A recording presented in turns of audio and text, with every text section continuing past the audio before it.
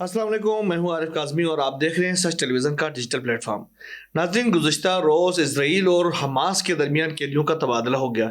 Israel की जानिब से 187 से ज़ायद कैदियों को रिहा किया गया जो कि फ़लस्तीन के मुख्तलिफ इलाकों से इसराइल ने गिरफ़्तार कर लिए थे, और उनमें से बहुत सारे कैदी, तकरीबन 38 से ज़ायद कैदी वो थे जिनको इसराइल की जानिब से उम्र कैद की सज़ाएँ दी गई थी, जबकि 52 से 60 के करीब कैदियों को तवीलुल मुद्दती सज़ाएँ दी गई थी। लेकिन इस कैदियों के तबादले का जो मरहला था, वो सबसे खूबसूरत मरहला वो था जब हमास की जानिब से 3 इजरायली कैदियों को रिहा किया गया। ये जो इजरायली कैदियों की रिहाई का जो मंजर था, वो अब बेंजामिन नेतन्याहू के गले पड़ा हुआ है। ख़ास तौर पर ये जो 5 मरहले गुजरे हैं कैदियों के तबादले के हमास और इसराइल के दरमियान, उस दौरान हमास की जानिब से जो स्ट्रेटजी अपनाई गई कि इजरायली कैदियों को रिहा करने के हवाले से, ख़ास तौर पर जो इलाके चुने गए, जो जो जो जो वेन्यूज़ चुने गए थे हमास की जानिब से, अल-कसाम ब्रिगेड की जानिब से, वो बड़े ही ताज्जुब खेज़ वेन्यूज़ थे। ख़ास तौर पर एक मरहले में उन्होंने जो रेबल्स है मलबे का, जो ख़ास तौर पर यहया सिनवार के घर के मलबे को चुना गया, जहाँ पर स्टेज लगा के इसराइल की जो कैदी थे उनको रिहा कर दिया गया। एक मरहले में उन्होंने जो ख़ास तौर पर जो समंदरी इलाका था, जो साहिली इलाका था, उसको चुना गया। और आज कल जो मरहला था उसमें हमास की जानिब से चुना गया था ख़ास तौर पर वो इलाका जो रिहायशी इलाका था, जहाँ पर लोग अब भी रिहाइश पजीर हैं। और उसका मकसद ये था कि बेंजामिन नेतन्याहू और अमेरिका को ये पैगाम दे देना, ट्रंप को ये पैगाम दे देना कि हमास और फ़लस्तीन की जो आवाम है वो इस इलाके के बासी हैं, और वो उन्होंने यहीं पर रहना है, और उनको यहाँ से कहीं और मुंतकिल करने का जो फैसला हो, या जो ख्वाहिश है, वो ख्वाहिश की हद तक ही रह सकती है। इसमें कोई सदाकत नहीं आएगी मुस्तकबिल में। ख़ास तौर पर जो स्टेज हमास की जानिब से, अल-कसाम ब्रिगेड की जानिब से तैयार किया गया था, उसमें 3 ज़बानों में, ख़ास तौर पर अरबी, अंग्रेज़ी और इब्रानी ज़बानों में लिखा गया था कि हम तूफ़ान हैं और हम आज के बाद हम ही हैं। ये उन्होंने लिखा था कि हम तूफ़ान हैं और आज के बाद हम ही हैं। और दरमियान में एक हाथ की तस्वीर थी जिसकी मुट्ठी में फ़लस्तीन का परचम था, जिसका मकसद ख़ास तौर पर यह था कि हम डटे रहे हैं और हम आगे भी डटे रहेंगे। और ये जो मंज़र था वो इसराइल के वज़ीर-ए-आज़म बेंजामिन नेतन्याहू के लिए समझे कि उसके दिल पर तीर बरसाने के लायक था। उसके बाद से उनका जो बयान सामने आया है वो इंतहाई हैरानकुन बयान है। उन्होंने कहा कि कैदियों की हवालगी का जो मंजर है वो हम आसानी से नहीं भूल पाएंगे। हमास की जानिब से जो इसराइल के कैदी रिहा किए गए हैं, उस मंजर को हम आसानी से नहीं भूल पाएंगे। दूसरी तरफ उन कैदियों ने भी कमाल कर दिया। उन्होंने जब हमास के अल-कसाम ब्रिगेड के जवानों ने उनको मीडिया से बातचीत करने की इजाज़त दी, तो उन्होंने कहा कि ये मुज़ाकरात जो हैं वो जारी रहने चाहिए और मुआहदे के तमाम मराहिल को मुकम्मल करते हुए, उनके का नफाज करते हुए जंग को फौरी तौर पर ख़त्म करना चाहिए। ये जो इन कैदियों का मुतालबा था इसराइली हुकूमत से। दूसरी तरफ एक कैदी ने तो अल-कसाम ब्रिगेड का शुक्रिया भी अदा किया। उन्होंने कहा कि हम आपके शुक्रगुजार हैं कि आपने हमें इसराइली बमबारी से मुतअद्दिद बार हमें बचाए रखा और हमें गोलाबारी से बचाया और हमारी जानें महफूज की, और आज हम रिहा हो रहे हैं, तो ये आपके ही बरहूने मिन्नत है और हम आपके शुक्रगुजार हैं। तो उन्होंने ये भी कहा कि हम सिर्फ एक समझौते के तहत रिहा हो रहे हैं, हम किसी फौजी दबाव और फौजी धमकियों के नतीजे में रिहा नहीं हो रहे हैं, बल्कि एक समझौते के तहत रिहा हो रहे हैं। इसराइल की जानिब से जिस तरीके से अपने जो कैदी हैं, फ़लस्तीन के जो कैदी हैं, उनको रिहा कराया गया है, ये भी एक बहुत ही खूबसूरत मंजर है। आपको याद होगा कि उन कैदियों में ऐसे लोग भी शामिल हैं जो कि 20-20, 30-30 साल, 40-40 साल जो इसराइल के कैद में गिरफ्तार रहे हैं, कैद में रहे हैं।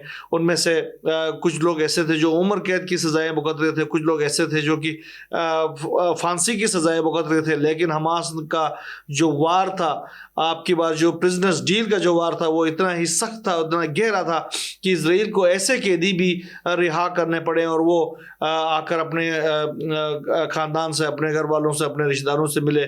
22 साल बाद एक कैदी तो वो था जो कि रिहा हुआ और उसने अपनी 2 बेटियों को पहली बार देखा जब वो पैदा नहीं हुई थी, दोनों बेटियां, और वो इसराइल के कैद में था। और जब वो 22 سال بعد رہا ہو کے آیا تھا، وہ اپنی بیٹیوں سے پہلی بار ملاقات کر رہا تھا.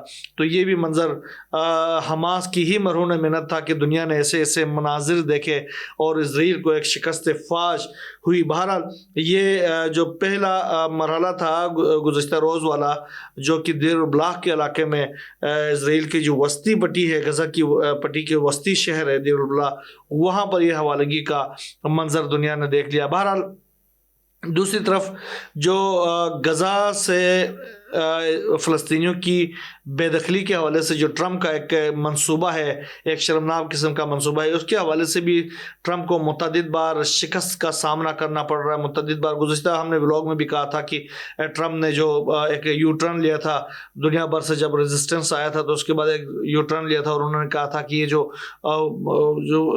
غزہ کے شہری ہیں ان کی منتقلی اور وہاں پر اسرائیلی قبضہ جو ہے وہ اتنا کوئی فوری نہیں ہے، بلکہ تعمیر نو کا مرحلہ جو ہے وہ بعد میں کیا جا سکتا ہے، اتنا کہ اس میں کوئی جلدی نہیں ہے ٹرمپ کو.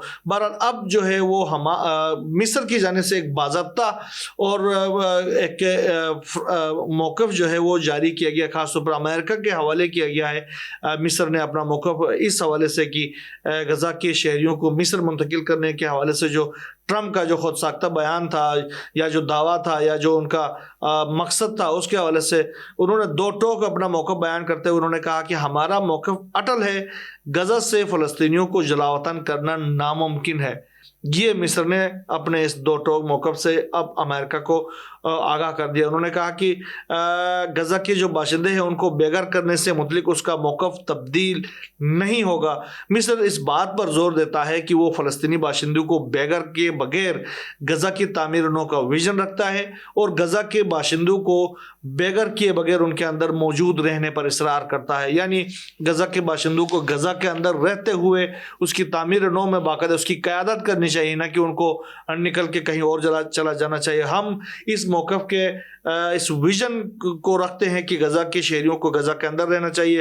اور اس کے جو وزیر خارجہ ہے مصر کے، انہوں نے یہ بھی کہا ہے کہ اگلا کوئی بھی منظرنامہ ہوگا وہ غزہ اور مغربی کنارے کے اتحاد پر مشتمل ہونا چاہیے اور اس میں فلسطینی اتھارٹی کی غزہ پٹی میں واپسی بھی شامل ہے. یہ مصری وزیر خارجہ کا موقف ہے. انہوں نے یہ بھی کہا کہ ابتدائی بحالی اور تعمیرونوں کے مرحلے کے دوران فلسطینی آبادی کے غزہ میں رہنا بہت ضروری ہے. یہ مصر کے وزیر خارجہ نے کہا ہے. یہ تو ایک ٹوٹل منظرنامہ تھا. دوسرا، اس تمام تر فلسطینی جو مزاحمت ہے اس کا ایک نیا کلائمیکس یہ بھی سامنے آیا ہے کہ حماس نے ایک بار پھر ایران کے ساتھ اپنی جو دوستی ہے، اپنی حمایت ہے، اس کا ایک برملا اظہار کیا ہے. حماس کے جو اعلیٰ ایک وفد ہے اس نے ایران کا دورہ کیا ہے اور ایران کے سپریم لیڈر آیت اللہ سید علی خامنہ ای سے ملاقات کی ہے. بہت ہی اہم ترین وفد ہے. اس میں ملاقات کرنے والوں میں حماس کی قیادت کونسل کے جو چیئرمین ہیں محمد اسماعیل درویش اور حماس کے نائب چیئرمین خلیل الحیہ اور مغربی کنارے میں حماس کے چیئرمین ظہیر جبارین. یہ تینوں شخصیات تھی جنہوں نے آیت اللہ سید علی خامنہ سے تہران میں ملاقات کی ہے اور انہوں نے خاص طور پر غزہ میں جو اسرائیل کو شکست ہوئی ہے اس کے اوپر ایران کے سپریم لیڈر کو مبارکباد پیش کی ہے اور ساتھ میں ایران کے جو اسلامی انقلاب کے سالگرہ کی بھی مبارکباد پیش کی ہے. خاص طور پر اسماعیل درویش نے غزہ میں مزاحمت کی فتح کا مبارکباد پیش کرنے کے ساتھ ساتھ انہوں نے یہ بھی کہا کہ ہم غزہ میں مزاحمت کی فتح اور اسلامی انقلاب کی سالگرہ کی ایک ساتھ آمد کو نیک شگون سمجھتے ہیں. امید ہے کہ یہ بیت المقدس اور مسجد اقصی کی آزادی کا باعث بنے گا. یہ اسماعیل درویش کا بیان ہے. دوسری طرف خلیل الحیہ نے سید علی خامنہ سے مخاطب ہوتے ہوئے کہا کہ حماس کے جو سپریم لیڈر کو انہوں نے مبارکباد پیش کی اور ساتھ میں انہوں نے کہا کہ آج ہم ایک ایسے موقع پر آپ سے ملاقات کر رہے ہیں کہ ہم سب سربلند اور فتح سے سرشار ہیں اور یہ عظیم فتح ہماری اور اسلامی انقلاب کی مشترکہ جیت ہے. یہ خلیل الحیہ کا کہنا ہے. دوسری طرف ایران کے جو سپریم لیڈر ہے آیت اللہ سید علی خامنہ نے ایک تو ان کا شکریہ ادا کیا. انہوں نے وہاں آ کر اسلامی انقلاب کی سالگرہ کے اوپر سید علی خامنہ کو मुबारकबाद पेश की और मज़ामत की फ़तह की मुबारकबाद पेश करने पर उनका शुक्रिया अदा किया। और दूसरी तरफ उन्होंने कहा कि आपने इजरायली रजीम और हकीकत में अमेरिका को शिकस्त दी है और खुदा के फजल से आपने इन्हें किसी भी हदफ में कामयाब नहीं होने दिया। उनको खराज तहसीन भी पेश की इन तीनों मेहमानों को सैयद अली खामनेई ने। उनको ये कहा कि आपने न सिर्फ इसराइल को शिकस्त दी बल्कि अमेरिका को शिकस्त दी और उनको किसी हदफ में के करीब भी आने नहीं दिया, और ये आपकी बहुत बड़ी कामयाबी है।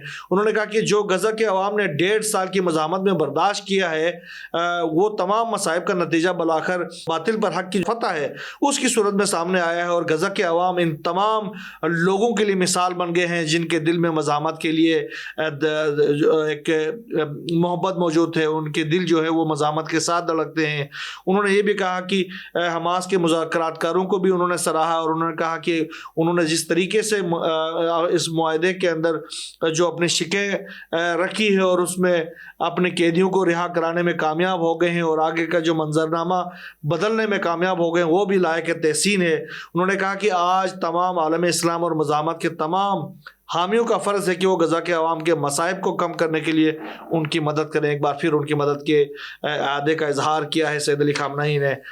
ये एक बहुत बड़ी अहम है। और दूसरी तरफ उन्होंने ये भी कहा है ख़ासतौर पर अमेरिका को मुखातिब करके कि अमेरिकी धमकियों का हमारी कौम के ऊपर कोई असर नहीं पड़ेगा, यानी ईरानी कौम के ऊपर कोई असर नहीं पड़ेगा।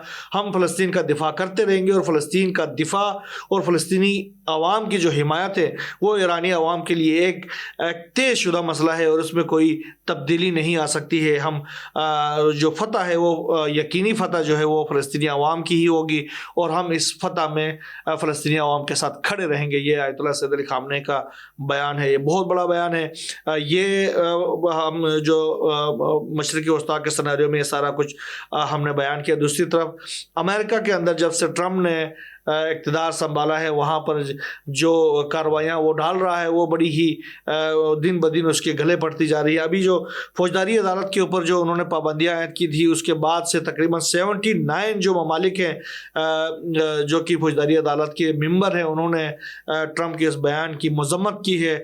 उन ममालिक में ख़ास तौर पर ऐसे ममालिक में है जैसे कनाडा है, जर्मनी है और फ्रांस है, जो कि हर वक्त ट्रम्प के साथ अमेरिका के साथ खड़े रहते थे और अमेरिका की सरपरस्ती में रहना पसंद करते थे। उन ममालिक ने भी अमेरिका के इस इक़दाम की मुखालिफत की है और उन्होंने कहा कि ऐसे इक़दाम के नतीजे में संगीन जराइम से मुस्तस्ना हासिल होने की जो खतरे में इजाफा होता जाएगा और ये जो पाबंदियाँ हमें किसी सूरत काबिल कबूल नहीं है। दूसरी तरफ फौजदारी अदालत के बाद ट्रम्प ने एक और बड़ी कहानी डाल दी है।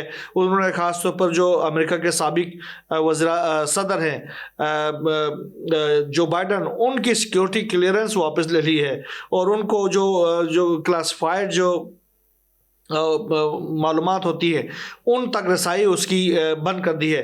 अमेरिकी सदर जो बाइडन को जो इंटेलिजेंस ब्रीफिंग्स दी जाती थी वो भी न देने का उन्होंने हुक्म जारी किया है और साथ में उन्होंने कहा है कि साबिक सदर को खुफिया मालूमात तक रसाई की कोई ज़रूरत नहीं है, अब उसकी ज़रूरत ख़त्म हो गई, उसको इस तरह की मालूमात तक कोई रसाई नहीं दी जाए। बहरहाल ये एक नया एक शीशा है जो कि डोनाल्ड ट्रम्प जो है वो डेली कोई ना कोई शगुफा छोड़ते रहते हैं। अब उन्होंने अपने साबिक वज़ीर सदर के ऊपर ये पाबंदी आयद कर दी है। बहरहाल यही पाबंदियाँ इससे पहले जो बाइडन ने ट्रम्प के ऊपर भी लगा दी थी। ट्रम्प के को भी जो एक्सेस हासिल था खासतौर पर क्लासिफाइड जो उनकी जो मालूमात है उन तक, वो उन्होंने भी उसकी रोक दी थी क्योंकि उनके ख्याल में ट्रम्प जो है वो एक काबिल एतबार शख्स नहीं थे। अब ट्रम्प ने टेट फॉर टेट का फार्मूला अपनाया है और उसके ऊपर ये पाबंदी आयद कर दी। दूसरी तरफ कांग्रेस की मंजूरी के बगैर ट्रम्प ने जो है इजराइल को $7 अरब मालियत के हथियारों की फ़रोख्त की मंजूरी दे दी है।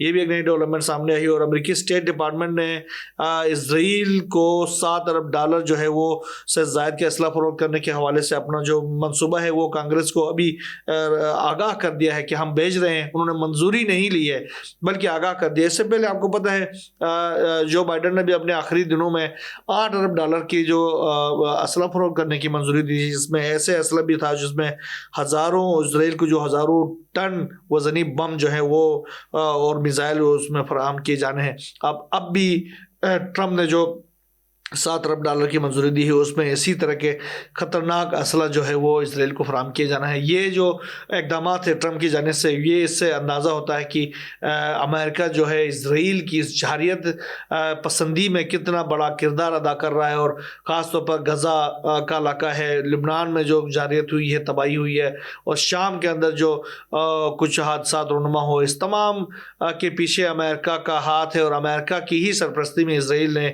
یہ ساری کارروائیاں کی ہیں۔